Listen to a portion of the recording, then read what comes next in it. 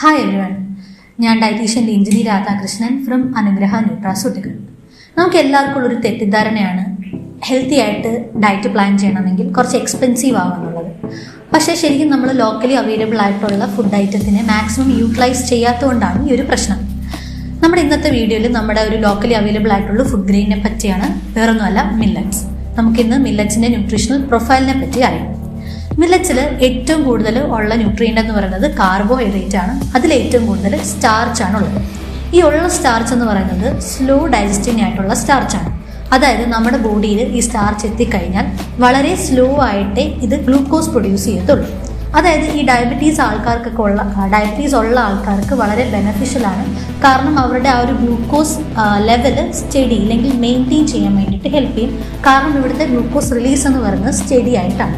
പിന്നെ dietary fibre റിച്ചുമാണ് millets. So that നമ്മുടെ ഗട്ട് ഹെൽത്തിനായാലും നമ്മുടെ ഗുഡ് ബാക്ടീരിയയുടെ ഗ്രോത്തിനെ പ്രൊമോട്ട് ചെയ്യുന്നതായാലും നമ്മുടെ ഓവറോൾ ബോഡി ഹെൽത്തിന് വേണ്ടിയിട്ടുമൊക്കെ ഇത് ഹെൽപ്പ് ചെയ്യും. പിന്നെ പ്രോട്ടീൻസ് ആൻഡ് ഫാറ്റ്സും ഇതിൽ പ്രസൻ്റ് ആയിട്ടുണ്ട്. പക്ഷേ കുറച്ച് മൈന്യൂട്ട് ക്വാണ്ടിറ്റിയിലാണ് ഉള്ളത്.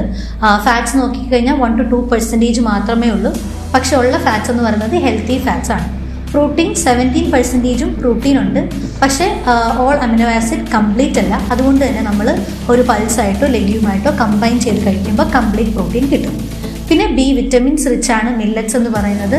And also it contains minerals like iron, zinc, calcium, manganese etcetera. പക്ഷേ നമുക്കറിയാം നമ്മൾ മില്ലറ്റ്സ് കൂടുതലും സോക്ക് ചെയ്ത് ഫെർമെൻറ്റ് ചെയ്താണ് കൺസ്യൂം ചെയ്യുന്നത്. അതാണ് ഏറ്റവും ബെസ്റ്റ് ആയിട്ടുള്ള വേ. പക്ഷേ ആ വഴി നമുക്ക് കുറച്ച് ലോസ് ഓഫ് ബി വിറ്റമിൻസ് ഉണ്ടാവും. കാരണം ബി വിറ്റമിൻസ് വാട്ടർ സോലബിൾ ആണ്. 40% ഓഫ് ബി വിറ്റമിൻസ് ലോസ് ആവുന്നുണ്ട്. പക്ഷേ ഇത് നമ്മൾ ബോധഡ് ആവേണ്ട കാര്യമില്ല. കാരണം എന്തെന്ന് വെച്ചാൽ ഈ സോക്ക് ചെയ്ത് ഫെർമെൻറ്റ് ചെയ്യുന്ന വഴി ആൻറ്റി ന്യൂട്രീഷണൽ ഫാക്ടേഴ്സ് അവിടെ ഇനാക്റ്റീവായി പോകുന്നുണ്ട്. ആൻറ്റി ന്യൂട്രീഷണൽ ഫാക്ടേഴ്സ് എന്ന് പറയുമ്പോൾ ഈ മില്ലറ്റ്സിലുള്ള ഫാക്ടേഴ്സാണ്. അത് മില്ലറ്റ്സിലുള്ള ന്യൂട്രിയൻസിൻ്റെ അബ്സോർപ്ഷനെ കുറയ്ക്കും. അപ്പോൾ അതിന് വേണ്ടിയിട്ട് നമ്മൾ ഈ മില്ലറ്റ്സിനെ സോക്ക് ചെയ്ത് ഫെർമെൻറ്റ് ചെയ്ത് കഴിക്കുന്നത് ഹെൽത്തിയർ ഓപ്ഷനാണ് and one of the best option. Because അവിടെ ഈ പറയുന്ന ആൻറ്റി ന്യൂട്രീഷണൽ ഫാക്ടേഴ്സ് അവിടെ ഇനാക്റ്റീവായി പോകുന്നുമുണ്ട്. ആൻഡ് ഓൾസോ ഈ ഉള്ള ബി വിറ്റമിൻസിൻ്റെ മിനറൽസിൻ്റെ ബയോ അവൈലബിലിറ്റി അവിടെ ഇൻക്രീസ് ആവുന്നുണ്ട്. പിന്നെ എങ്ങനെയൊക്കെ നമുക്ക് ഈ ഒരു മില്ലറ്റ്സ് കൺസ്യൂം ചെയ്യാം? ഒന്ന്, നമ്മൾ നേരത്തെ പറഞ്ഞു കമ്പൈൻ ചെയ്ത് കഴിക്കുക. ഒരു പൾസായിട്ടോ ലെഗ്യൂമായിട്ടോ കമ്പൈൻ ചെയ്ത് കഴിക്കാം. അതുവഴി നമുക്ക് കംപ്ലീറ്റ് അമിനോ ആസിഡ് പ്രൊഫൈൽ കിട്ടും. പിന്നെ ഏതെങ്കിലും ഒരു വിറ്റമിൻ സി റിച്ച് ആയിട്ടുള്ള ഫുഡ് ഐറ്റം ലൈക്ക് ലെമണോ സിട്രസ് ഫ്രൂട്ടോ അതിൻ്റെ കൂടെ ഇത് കൺസ്യൂം ചെയ്യുമ്പോഴേക്കും ആ ഒരു അയൺ അബ്സോർപ്ഷനെ അത് എൻഹാൻസ് ചെയ്യും.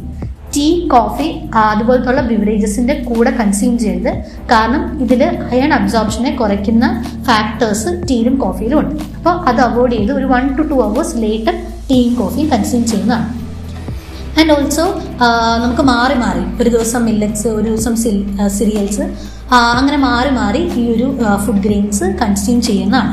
പിന്നെ നമ്മൾ മില്ലറ്റ്സിൻ്റെ ഹെൽത്ത് ബെനിഫിറ്റ്സ് നോക്കിക്കഴിഞ്ഞാൽ നേരത്തെ പറഞ്ഞ പോലെ ഗട്ട് ഹെൽത്തിന് നല്ലതാണ്. CVD റിസ്ക് ഉള്ള ആൾക്കാർക്ക്, ഡിസീസ് ഉള്ള ആൾക്കാർക്ക് ബെസ്റ്റാണ്. ഡയബറ്റീസ് റിസ്ക് ഉള്ള ആൾക്കാർക്കും ഡിസീസ് ഉള്ള ആൾക്കാർക്കും ബെസ്റ്റാണ്. പിന്നെ റെസ്പിറേറ്ററി ഡിസോർഡേഴ്സ്, സ്കിൻ ഡിസോർഡേഴ്സ്, ഇതിനൊക്കെ നല്ലൊരു ഓപ്ഷനാണ് മില്ലറ്റ്സ് എന്ന് പറയുന്നത്.